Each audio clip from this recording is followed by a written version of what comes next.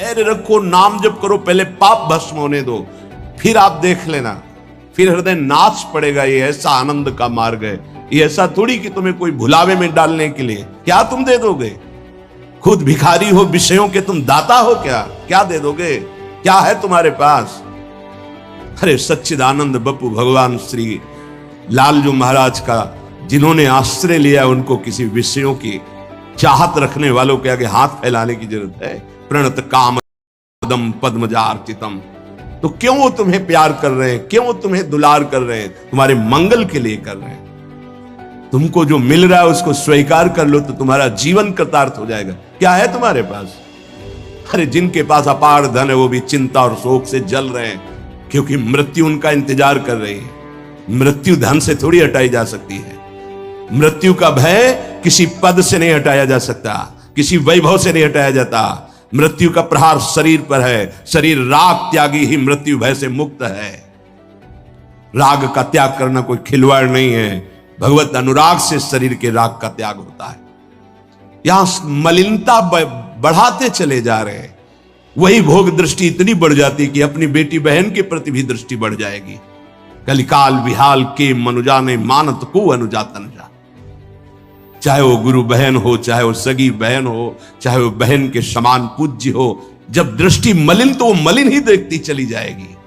जब तक प्रेम जल से हृदय नहीं धोया जाता तब तक मलिनता का अंश बड़ी बड़ी साधना करने पर भी बना रहता है। अभी अनंत जन्मों से माया में आसक्त चित्त होकर के नाना प्रकार के शुभ अशुभ कर्म करने वाले जब भगवत कृपा से पुनः सत्संग प्राप्त करते हैं और साधन मार्ग में लगते हैं तो माया अपना प्रबल रूप धारण करती है। या तो ऐसी अनुकूलता प्रदान करती है कि वो भूल जाए, या ऐसी प्रतिकूलता झोंक देती है कि उसको लगता है कुछ नाम जपने से नहीं, कुछ साधन करने से नहीं, दुख तो वैसे ही घेरे हुए। धैर्य छूट जाता है और वो भगवत मार्ग से विमुख आचरण करने लगता है। इसलिए उपासक को बहुत सरल ढंग से समझना चाहिए कि पुरानी फसल यदि बाजरा बोई है और बाजरा की रोटी मिल रही तो अगली फसल गेहूं बो दिया तो कल ही नहीं रोटी बना लोगे। 5-6 महीने लगेंगे किसान मेहनत करके, खेती तैयार करके, दाना बो करके, सींच करके, संभाल करके, फिर भी वो अतिवृष्टि, अनावृष्टि, ओले वृष्टि आदि से बच जाए, सुरक्षित हो जाए, तो सुरक्षित अनाज घर आ जाए, फिर वो पीस कर रोटी बना सकता है। तुम अनंत जन्मों से मनमानी आचरण करते रहे, आज नाम शुरू किया है तो वो तूफान नहीं उठेगा। नष्ट करने के लिए वो अपना स्वरूप धारण करेगा। उसकी गुलामी सहते रहे हो अभी, काम क्रोध लोभ मोह मद मत्सर। अब तुमको धैर्य पूर्वक नाम को पकड़े रहना। जैसे आंधी चले तो हम पहाड़ का आश्रय ले लें, हटे ना इधर उधर, तो आंधी तूफान पहाड़ को नहीं उड़ा सकती। ऐसे ही श्री भगवान कह रहे मामेव ए प्रपद्यन्ते माया में ताम तरंतिते। माया का तूफान आएगा पर तुम मेरे चरणों को पकड़े रहना, छोड़ना नहीं। पर ये जिनका मलिन हृदय है ना, वो सोचते हैं 4 दिन नाम जप करेंगे सारे दुख मिट जाएंगे। हाँ पक्का मिट जाएंगे, जड़ से मिट जाएंगे। पर धैर्य पूर्वक जीवन को आगे बढ़ाओ। भगवत विमुख होने से तुम्हारा अमंगल ही अमंगल है, भगवत सन्मुख होने पर मंगल ही मंगल है। थोड़ा धैर्य धारण करो, तुम्हारी ये फसल तैयार हो जाए, फिर देखना आनंदित हो जाओगे। पर ये कुसंग मन का और तन का, ये दोनों परमार्थ में टिकने नहीं देते। जहां ऐसे मित्र जन मिले जो गलत आचरण करने वाले होते हैं, वो पूछते हैं तुमने शराब छोड़ दिया, मांस छोड़ दिया, तुम नाम जप करने लगे, कुछ लाभ हुआ? अरे कुछ नहीं होने वाला, तुम देख लो करके। उसके दिमाग में माया तो आक्रमण किए ही है। तत्काल नकारात्मक भाव आ जाता है कि नहीं नहीं, भगवत मार्ग में कुछ नहीं मिला, ठीक कह रहे हो, तो आओ हमारे संग फिर हो जाओ। फिर वो माया के मलिन आचरणों में उतर जाता है। वो संत द्रोह, भगवत द्रोह उसके हृदय में अपना स्थान बना लेता है। फिर जन्म जन्मांतर युग युगांतर कब अवसर आएगा भगवत मार्ग में चलने का। इसलिए जिनको सत्संग मिला है, जिनको नाम जपने का सौभाग्य मिला है, उनको बहुत धैर्यवान होना पड़ेगा। इसको ऐसे पकड़ना होगा कि जैसे हम बहुत बीमार हैं और इस औषधि के सिवा हमारा कोई रास्ता नहीं बचने का, अब हमको ये औषधि खानी ही है। जा सुनाम भव भेषज हरनि घोर त्रिशूल, तीनों तापों का नाश करने की सामर्थ्य और संसार समुद्र से पार करने की सुदृढ़ नौका, भवरोग की अचूक औषधि नाम है। हमारा भाव बने न बने, भाव बिगड़ जाए, कोई बात नहीं, तुम नाम मत छोड़ना, हमारी प्रार्थना मानना, नहीं तो ये तूफान माया का आपको उड़ा ले जाएगा, परमार्थ में नहीं खड़ा होने देगा। बहुत धैर्य पूर्वक दीर्घ काल तक चला जाता है। धैर्य कहते हैं लाभ मिले ना मिले, हानि मिले, अपमान मिले, सम्मान मिले, हम किसी भी स्थिति में अब नाम नहीं छोड़ सकते। वो जीत जाएगा माया से। विपक्ष बहुत जोरदार है, आप क्या समझते हो? आप भगवान के अंश हो, ये भूल चुके हो, लेकिन वो नहीं भूली, वो भगवान की शक्ति है।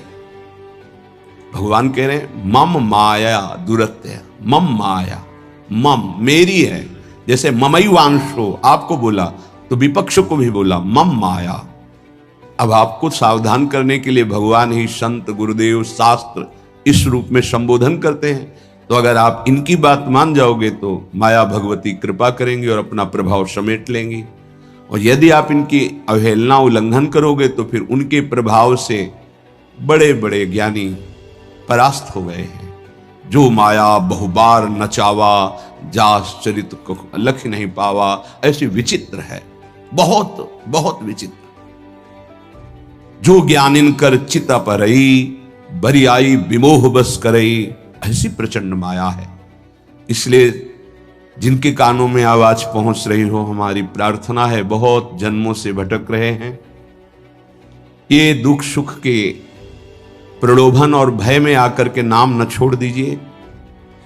ऐसा भी हो सकता है कि नाम जपना शुरू करें, आपकी नौकरी लग जाए, आपका काम बन जाए, आपकी अनुकूलता बढ़ जाए। ये नाम का फल नहीं है, ध्यान रखना, ये नाम का फल नहीं है। हम स्पष्ट आपको कह रहे हैं कि जब से आपने नाम जपना शुरू किया आपका सब मंगल होने लगा, ये नहीं है। ये आपके पुण्यों का है, पूर्व पुण्यों का है। ये नाम आपको सामर्थ्य देखा, दुख और सुख दोनों सहकर परमानंद की प्राप्ति, ये विषयानंद नाम के फल से नहीं। आप नाम जपना शुरू किए, सब कुछ बिगड़ना शुरू हो गया, ये नाम का फल नहीं है, ये आपके पाप नष्ट हो रहे हैं। विवेक पूर्वक चलिए। अगर विवेक नहीं धारण करेंगे तो फिर सब मार्ग छूट जाएगा। विवेक इसी से उत्पन्न होता है, सत्संग से। जहां विवेक जागृत हुआ वो आपको टिका देगा परमार्थ में, नहीं तो बहुत बलवती भगवान की माया है। जब लोगों के विचार सुने तो लगता है कैसे निकल पाएंगे इस माया से। आप निकलना ना चाहे तो किसी की सामर्थ्य नहीं कि आपको निकाल सके। स्वयं श्री भगवान आपके हृदय में बैठे हैं। क्या हो रहा है? दुर्गति हो रही। क्यों? क्योंकि आप नहीं निकलना चाहते, इसलिए। भगवान हृदय में बैठे हैं, नहीं निकल पा रहे हो, बात मान लो। आप निकलना चाहो तो निकल सकते हो, आप न निकलना चाहो तो किसी की ताकत नहीं कि आपको इस माया प्रपंच से निकाल सके। इसलिए आपसे प्रार्थना है कि आप निकलने की कोशिश कीजिए। इसका बड़ा ही प्रलोभन और भुलावा प्रभाव है। प्रलोभन और भुलावा एक क्षण में भुला दे सारे ज्ञान विज्ञान को और अपने में आकर्षित कर दे, उसका नाम माया। ऐसे प्रलोभन फेंक दे कि जानबूझकर तुम भगवान को भूल जाओ और उन प्रलोभनों में लग जाओ, उसका नाम माया। सावधान हो जाइए। इसके प्रलोभनों में, इसके भोगों में आज तक कभी कोई सुखी और तृप्त नहीं हुआ। तुम्हें अब जो मार्ग मिला है ये तृप्ति का मार्ग है। तृप्त हो जाओगे, हाथ उठा के कहोगे अब कछुनाथ न चाहिए मोरे। देख लेना, चलो तो आगे। वैभव, जब ब्रह्मा जी नमस्कार करते हैं तो इससे बड़ा वैभव क्या हो सकता है? भक्त को ब्रह्मा जी भी नमस्कार करते हैं। ब्रह्मा जी की बात जाने दो, जिनके नाभि कमल से ब्रह्मा प्रकट हुए, भगवान भी उनके पीछे पीछे डोलते कि चरण रज पड़ जाए और मैं पावन हो जाऊं। ये केवल अलंकारिक शब्द नहीं है, ऐसा ही है। पग चापू और सेज बिछाऊं, नौकर बनूं हजाम, हाकू बैल बनो गडवारो, बिना तनख्वाह रथवान, यही तो मेरे मन में ठनी, भगत मेरे मुकुटमणि। मैं भक्तन को दास, भगत मेरे मुकुटमणि। ये मार्ग आप चयन किए हैं भगवत कृपा से, तो इसमें आपको टिकना होगा, इसमें आपको परीक्षा देनी होगी। जितना पढ़ाया जाता है उतनी ही परीक्षा होती है, उसके आगे नहीं होती, ध्यान रखना। अध्यापक जितना आपको पढ़ाता है उसी पे प्रश्न करता है। तो जितना आपको सत्संग सुनाया गया, जितने में आपकी भूमिका भक्ति की है जैसी भी, उतना ही प्रश्न होगा, उसके आगे प्रश्न नहीं होगा। उतने पे तो आपको सफल होना पड़ेगा। नहीं सफल होगे तो फिर पढ़ाई कीजिए, फिर प्रश्न आएगा। जब आपको परमार्थ पद में, परम पद में आरूढ़ होना है, तो आपको ये निर्णय करना ही पड़ेगा। एक तरफ माया है, एक तरफ भगवान है। माया को साधन बनाकर भगवान की प्राप्ति की जाती है, भगवान को साधन बनाकर माया की प्राप्ति नहीं की जाती। प्रायः लोग इसी भुलावे में हैं कि भगवान को साधन बना लेते हैं और माया साध्य बन जाती है। मुझे ये चाहिए, नहीं मिला तो तुम भगवान नहीं। ये परमार्थ से नहीं चला जाता, धैर्य पूर्वक चला जाता है। अगर धैर्य का अवलंबन नहीं लेंगे, विवेक का प्रयोग नहीं करेंगे, विवेक है आपके पास, ऐसा नहीं कि आपके पास विवेक नहीं है, पर आपका विवेक ढका हुआ है। ये सत्संग उसी विवेक को जागृत करता है। आप सत्संगी हो, आप भुलावे में मत आइए। ये माया अपने पार्षदों के द्वारा आपको ठगना चाहेगी। आपने प्रभु को छोड़ दिया, प्रभु की क्या हानि होगी? आप अपनी दशा पर विचार कीजिए, डूब जाओगे। ये माया डुबो देगी। अनंत जन्म भटकते भटकते आज अवसर मिला है भगवत प्राप्ति का, ये आप जान नहीं पा रहे हैं। ये अवसर चला गया तो फिर आप पछताएंगे, कोई अवसर हाथ नहीं मिलेगा। पशु पक्षी बनने के बाद विवेक एकदम ढका रहता है, केवल उतना ही काम करता है, आहार विहार मैथुन निद्रा, बस। वो भगवत प्राप्ति करनी है, मेरा नया जन्म होगा, कुछ विवेक नहीं रहता। आप में ये विवेक जागृत है।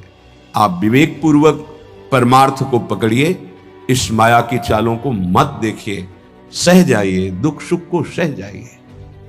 श्रीपाद प्रबोधानंद जी महाराज कहते हैं, रहस्यानामे तत्परम सुरहस्यम हरिरसोत्, सर्वानामाश्चर्योन्मदरस विलासोत्सवमिदं, स्वरोचि नित्यानामति परम नित्योज्ज्वलमिदं,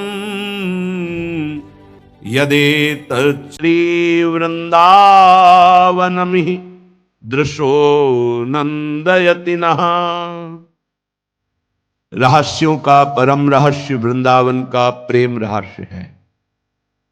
कल किसी ने प्रश्न किया कि जब श्री जी मिल जाती है तो कैसा आनंद होता है? कैसे कोई बता सकता है? जब लौकिक वस्तु के आनंद के वर्णन की सामर्थ्य जिह्वा में नहीं है, तो अलौकिक चिदानंद प्रेम रस का वर्णन कैसे कर सकती है? आपको कोई भी मृदु पदार्थ पवाया गया, कैसा है? बोले मीठा। कितना मीठा है? बहुत मीठा है। नहीं, बहुत मीठा कितना? खत्म। बोलो आगे इसके शब्द क्या है आपके पास उसका स्वाद बखानने का? उत्तर हो सकता है कि आप पाकर देख लीजिए, अन्यथा नहीं। जब प्राकृतिक मायाकृत वस्तु के आनंद का आप वर्णन करने में असमर्थ हैं, तो चिदानंद को कैसे वर्णन कर सकते जहां वाणी का ही प्रवेश नहीं है? रहस्यानामेतत्, जितने आनंद के रहस्य हैं, बहुत सी साधनाओं में आनंद है। परम सुरहस्यम हरिरसोत, ये परम रहस्यमय वृंदावन का प्रेम रस है। देख देख फूल भई। जब अत्यंत आसक्ति ममता प्रिया प्रीतम से हो जाती है, उनका नाम जप करते हुए, लीला गायन करते हुए, रसिकों की कृपा प्रसाद से जब ऐसी ममता हो जाती, मेरी श्यामा जो, मेरे लाल जो, तब जाकर के हृदय में ये फूल भई। वो मुस्कुरा रहे, वन विहार कर रहे हैं, वो झूल रहे, नौका विहार कर रहे, खेल रहे, उपासक का हृदय परमानंद की बाढ़ में आ रहा है। बड़ा ये रहस्यमय आनंद है। देखो, अपने बच्चे को जब खेलते हुए मां देखती है तो उसके हृदय में जो होता है वो कोई दूसरी माता अनुमान भी नहीं लगा सकती है। नवीन बधू और उसका बेटा दोनों एक कांत कमरे में बैठे हास प्रयास कर रहे हैं और वो कहीं से देख पाई मां तो उसके हृदय में क्या होगा? एक अद्भुत आनंद। और वो मनाएगी, हे विधाता, आपने मेरी मनोकामना पूर्ण कर दी। मेरे बेटा बहू जैसे हंस रहे, खेल रहे, सदैव ऐसे आनंदित रहे। ऐसे बेटे को खेलते देखकर उसको आनंद हो रहा है। छोटी सी मायाकृत ममता में उसका हृदय आशीष देता है, आशीर्वाद देता है। और महाचिदानंद भाव को प्राप्त रसिक जन जब आनंद समुद्र प्रभु और आनंद समुद्र का सार सांद्रानंद घन प्रेम मूर्ति किशोरी जब इनको देखते, जो भगवान शंकर के ध्यान में आ जाए तो उन्माद अवस्था को प्राप्त हो जाते हैं। वो प्रभु और वो प्रिया जो सामने खेल रहे, उस उपासक के आनंद का कैसे कोई वर्णन करे। उसके हृदय में असीम रहस्यमय प्रेम प्रकाशित होता है। रहस्यानाम एतत्, जितने रहस्यमय आनंद है उन सब आनंदों का परम सुरहस्यम, परम रहस्यमय जो प्रेमानंद है वो वृंदावन प्रदान करता है। हरि रसोत, अभी किसी संग के प्रभाव से थोड़ा आनंद स्फुरित होता है।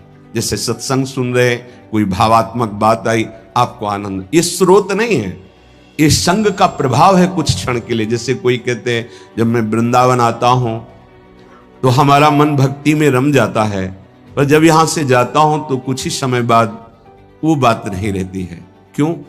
क्योंकि यहां का प्रभाव है, यहां भक्ति नृत्य कर रही है और यहां साधु मंडली में आप बैठ करके भगवत चर्चा सुनते हैं, आपके तत्काल पाप नष्ट हो रहे हैं। दरस परस अघनाश, आप दर्शन कर रहे हैं। आप सामूहिक रूप से बैठे हैं, इस सभा में आप ही नहीं बैठे हैं, इस सभा में प्रभु भी बैठे हैं। मदभक्ता यत्र गायन्ति तत्र तिष्ठामि नारदा, जहां मेरे भक्त मेरा गायन, यहां अखंड भगवान नाम कीर्तन वाणी का गायन, भगवत चर्चा होती है। तो आपके हृदय में भक्ति का रंग तो बढ़ेगा ही, पर स्थायी तभी हो सकता है जब आप उस रंग को सुरक्षित रखें, माया के रंग का प्रवेश ना पड़ पावे तब। इसीलिए कहा जाता है आप निरंतर नाम जप करें तो नाम पाहरू दिवस निशि, रात दिन नाम का पहरा लग जाएगा तो माया प्रवेश ही नहीं करेगी। बात यह है, आपके अंदर जो धरोहर जागृत हुई, आपके अंदर थी, उसे जागृत की गई है सत्संग के द्वारा। अब आप मलिन ना होने पावे, पर्दा ना पड़ने पावे उस पर, उसके लिए पहरेदार रखना होगा कि अंदर माया प्रवेश ना करे। वो पहरेदार है नाम। नाम पाहरू दिवस निशि, रात दिन पहरा नाम का है। और ध्यान तुम्हार कपाट, प्रभु का ध्यान कर रहे हैं, मानो दरवाजा बंद है, माया प्रवेश नहीं कर सकती। राधा वल्लभ लाल को हृदय ध्यान मुख नाम, तो माया प्रवेश ही नहीं कर सकती। अब आप चिंतन के लिए दरवाजा खुला रखे हैं, इंद्रियों के द्वार, खूब माया का चिंतन स्वतंत्र रूप से कर रहे हैं। नाम को भूले हुए तो दुर्दशा तो हो ही जाएगी।